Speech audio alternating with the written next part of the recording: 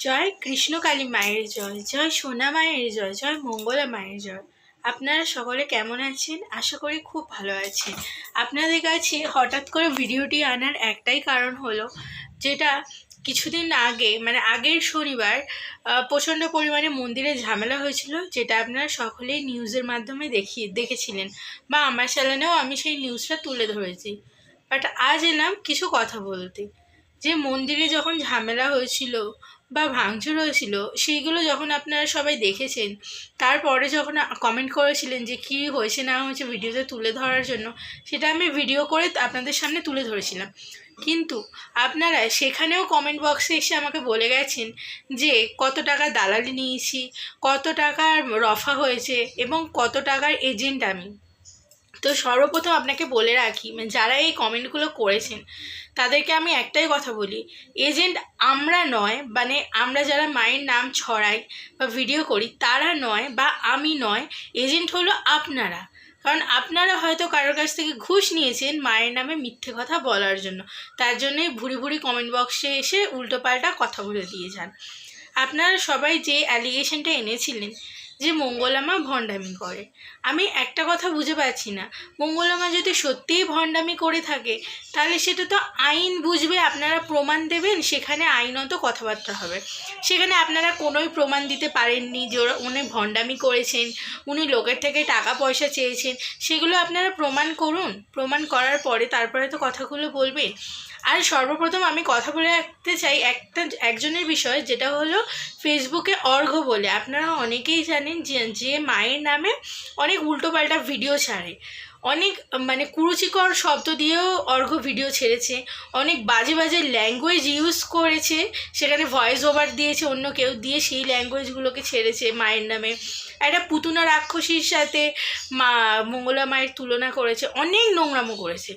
কই তখন তো সনাতন ধর্মের একটা মানুষও গিয়ে বললো না যে ঠাকুরের নামে, যে কৃষ্ণকালী মায়ের নামে মঙ্গলা মা নাম ছড়াতে বলেছে, সে একটা মহিলা, তার উপর মহিলা হচ্ছে আমাদের মায়ের সমান, তাদেরকে কি অর্ঘ্য একটু সম্মান করতে জানে না?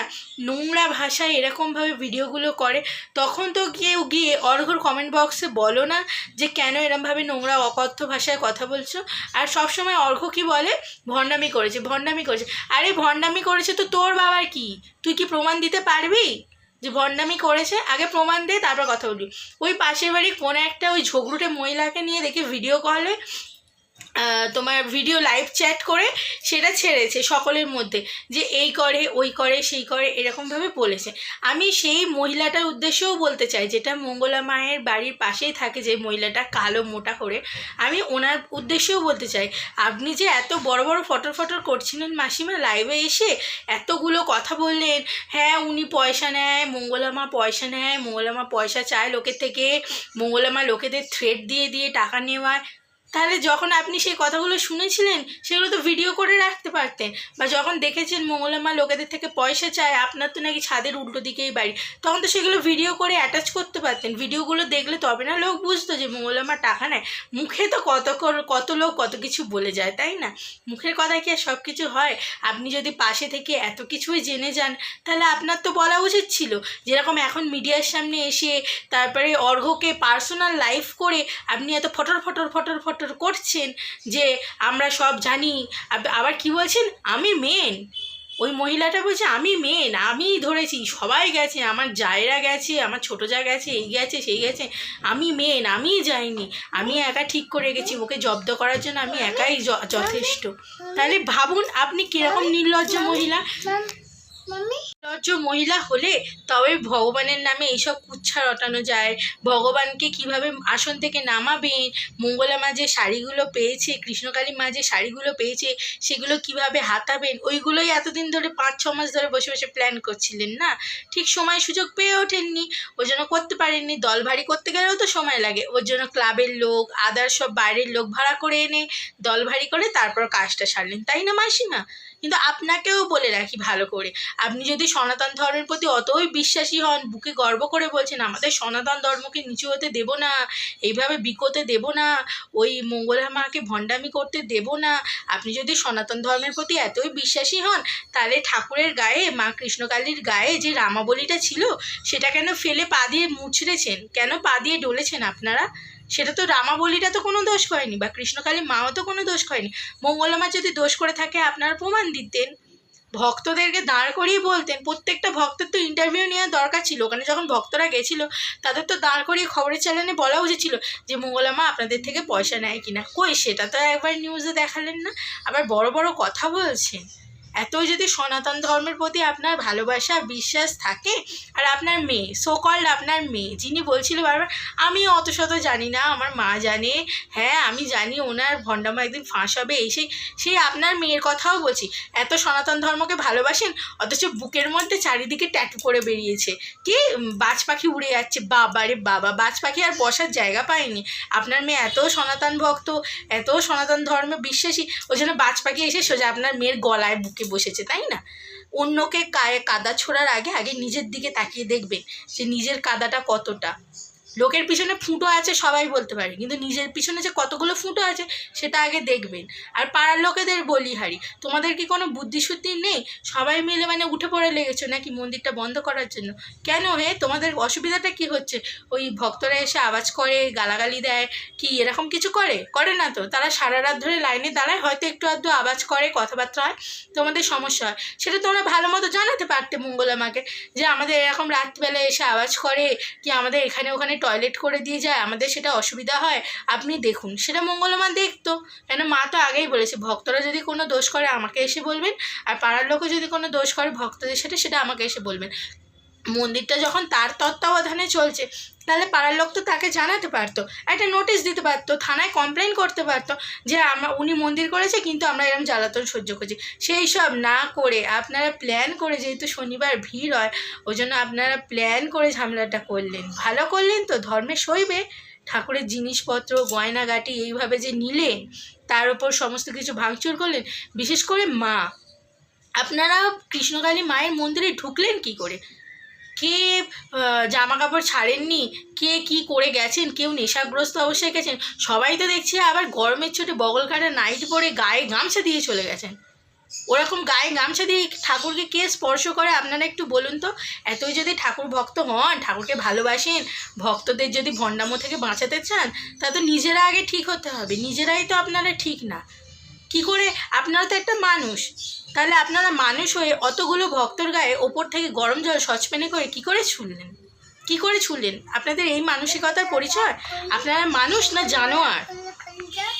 জানোয়ার বলেই এই কাজগুলো করেছেন, পশুর ন্যায় অত্যাচার করেছেন, মন্দিরে গিয়ে লুটপাট করেছেন, মঙ্গলা মাকে একা করে দিয়ে সমস্ত ভক্তদের তাড়িয়ে দিয়ে আপনার নিজেদের শরীরের বল জুগিয়েছেন না? ক্লাবের সমস্ত লোকজন নিয়ে এসে, কতগুলো গুন্ডা ভাড়া করে এনে, কতগুলো পাড়ার ঝগড়ুটে মহিলারা নাইটি পরে গলায় গামছা দিয়ে লোকের সাথে কোমর বেঁধে ঝগড়া করতে এসেছেন না? হ্যাঁ, আর মঙ্গলা মা সমানে বলে যাচ্ছেন চিটফান্ডে কাজ করতো, এই করতো, ওই করতো, লোক ঠকাতো। আরে বাবা রে, সেগুলো তো প্রমাণ দিতে হবে যে উনি চিটফান্ডে কাজ করতো, সেই সব ডকুমেন্টসগুলো নিয়ে এসে দেবেন, তবে তো বুঝবো লোক যে উনি চিটফান্ডে কাজ করতো। আবার ওই যে একটা গলায় হলুদ কাপড় দিয়ে একটা লোক যে সারাক্ষণ ক্যামেরার সামনে এসে বলছিল 2016 সালে টেট হয়েছে, তারপরে টেট হয়নি, কি করে চাকরি পেলো, কি করে চাকরি। তোকে গালাগালি দিয়ে বলছি রে, ভালো করে দেখ যে 2016 সালে পরে টেট হয়নি ঠিকই, কিন্তু যে মায়ের কৃপায় চাকরিটা পেয়েছিল স্কুল টিচারের, সে কি এসে বলেছিল যে আমি প্রাইমারি টেটের চাকরিটা পেয়েছি, আমি প্রাইমারি স্কুল টিচারের চাকরিটা পেয়েছি? সে কি এটা বলেছে? সে তো বলেছে আমি একটা স্কুল টিচারের চাকরি পেয়েছি। সে তো কোনো একটা প্রাইভেট স্কুলেও তো চাকরি পেতে পারে, সে তো কোনো একটা ইংলিশ মিডিয়াম স্কুলেও চাকরি পেতে পারে। সেগুলো তোদের মাথায় বুদ্ধি নেই, শুধু ক্যামেরা দেখেছিস, একটা মিডিয়ার লোক ভাড়া করে এনেছিস, মানে বকবক বকবক করলেই হয়ে যায়, তাই না? সত্যি ছড়াতে বেশি দিন সময় লাগে না রে, মিথ্যাটা যেরকম হু করে ছড়ায় সত্যিটাও সেরকম ছড়াবে, সত্যের একদিন জয় হবে। তোরা কি ভাবিস ভগবান নেই? এইটুকুনি কথা বলে রাখি, ভগবান যদি না থাকে, এত লক্ষ লক্ষ মানে মানুষ যে গেছে, যাদের উপকার হয়েছে, তারা কি সব মিথ্যে বানিয়ে বলেছে? হ্যাঁ, কটা লোককে মিথ্যে বানিয়ে বলতে চাওয়া যায়? মা সারাদিন মন্দিরে থাকে মঙ্গলা মা, তারপর সন্ধেবেলা রাতে সরি রাতের দিকে নিচে নামার পরে এসে কি প্রত্যেকটা স্ক্রিপ্ট লেখে যে এক একজনকে এক একটা ভক্তকে এক এক রকম বলতে বলে দেবো, সেরকম কি স্ক্রিপ্ট করে লেখার পরে তাদেরকে হোয়াটসঅ্যাপে পাঠায়, তারা মুখস্থ করে এসে পরের দিন বলে, তাই না? তোদের এত মাথা মোটা কেন রে? আবার আমাকে এসে বলছিস আমি দালালি করছি এই করছি। হ্যাঁ, যদি তোরা তাই মনে করিস তারা তাই। তোরা যেরকম দালালি করছিস অসত্যের, যেরকম তোরা মিথ্যের পাশে দালালি করছিস, সেরকম আমি সত্যের পাশে দালালি করছি, বুঝেছিস? তোদের আর আমার মধ্যে এই একটাই পার্থক্য, তোরাও দালালি করছিস আমিও দালালি করছি।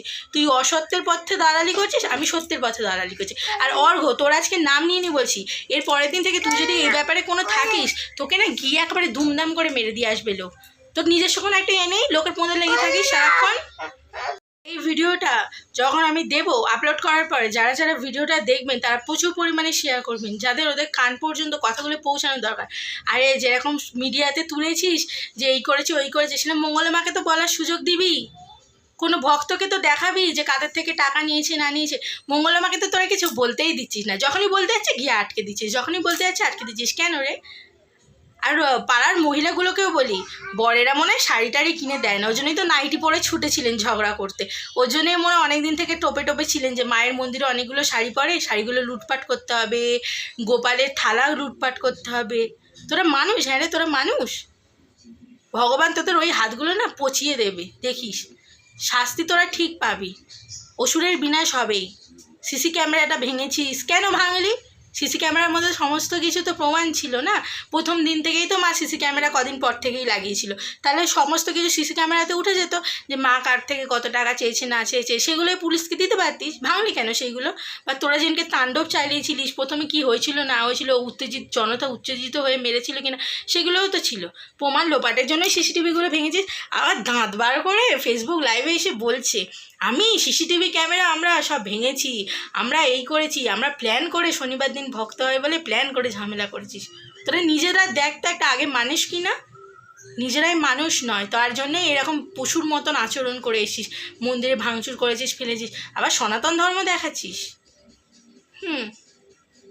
বলে না সেই চালুনির কটা ফুটো সেটা চালুনি বিচার করে না, কিন্তু ছুঁচের একটা ফুটো বলে ছুঁচের কত পিছনে বলে ছুঁচ তোর পিছনে ফুটো। আরে চালুনি তুই নিজে দেখ তোর কতগুলো ফুটো, ছোট লোক কোথাকারে। ভিডিওটা যদি ভালো, অনেক ভিডিওতে অনেক ভালোভাবে কথাবার্তা বলতাম, তোদের পোষাতো না, সারাক্ষণের জন্য এসে বলতিস আমি দালালি করছি, আমি এজেন্টগিরি করছি, হ্যান ত্যান। আর কয়েকটা চ্যানেল তো আবার আমাকে নিয়ে ভিডিওই বানিয়ে দিল যে আমি মায়ের এজেন্ট। তোদেরকেও বলি তোরাও মনে হয় ওই মহিলার এজেন্ট আর অর্ঘর এজেন্ট। আজকে নাম নিয়ে নিয়ে বলছি, কোনোদিন নাম নিয়ে বলি না, তার যে নাম নিয়ে বলছি। যত সব। ভিডিওটি যদি আপনাদের ভালো লেগে থাকে অনেক অনেক পরিমাণে শেয়ার করবেন এবং মায়ের পাশে দাঁড়ান। কালকে মন্দির খোলা হলে আপনারা সমস্ত ভক্তরা আসুন, এসে একটাই লিখিত অভিযোগ দায়ের করুন ওদের নামে এবং মন্দির খোলার জন্য অনুরোধ করুন। সকলে ভালো থাকবেন, সুস্থ থাকবেন। জয় কৃষ্ণকালী মায়ের জয়। মা সত্যের বিচার করবে, সত্যের পাশে থাকবে, তোদের মতো ভণ্ডদের পাশে থাকবে না।